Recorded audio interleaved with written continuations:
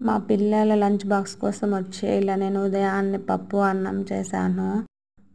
వాళ్ళు మధ్యాహ్నం వచ్చేసరికి లేట్ అవుతుంది కాబట్టి నేను హెవీ మీల్స్ పెట్టడానికి ట్రై చేస్తాను.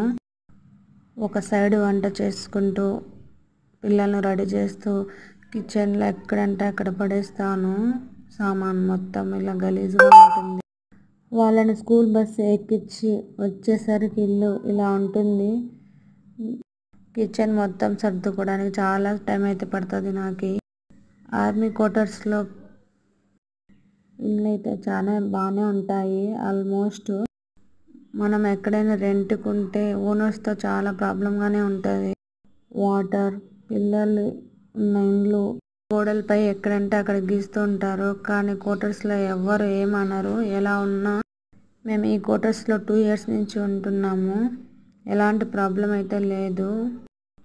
మన ఓన్ హౌస్ లాగే ఉండొచ్చు. కిచెన్లో కబోర్డ్స్ కూడా ఉన్నాయి. బట్టలు పెట్టుకొని లాకర్లు కూడా ఉంటాయి. మా పిల్లలు రోజు అడిగే క్వశ్చనే, మేము స్కూల్కి వెళ్ళిన తర్వాత ఏం చేస్తావు అమ్మా నువ్వు ఇంట్లో ఒక్కదానివి అనేసి. వాళ్ళకేం తెలుసు మనం ఒక్క నిమిషం కూడా కూర్చోనికి టైం ఉండదనేసి. బోకుల పని అయిన తర్వాత బట్టల పని అయిపోయిన తర్వాత వంట చేయడం, ఇలా ఏదో ఒకటి పని ఉంటూనే ఉంటుంది.